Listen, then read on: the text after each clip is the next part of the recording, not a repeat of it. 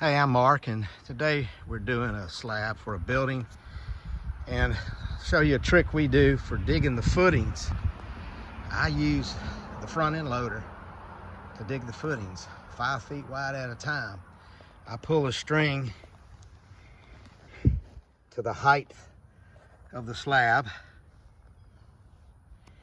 but the footing's 16 inches wide, so I stepped over 16 inches from the right to the left here, and then that's my digging line, and I have a mark on my bucket when I reach 16 inches, and then I simply drive forward and we have the footing dug. The old way was you just dug it with a shovel and it took hours. This way I can have this pad done and ready in an hour.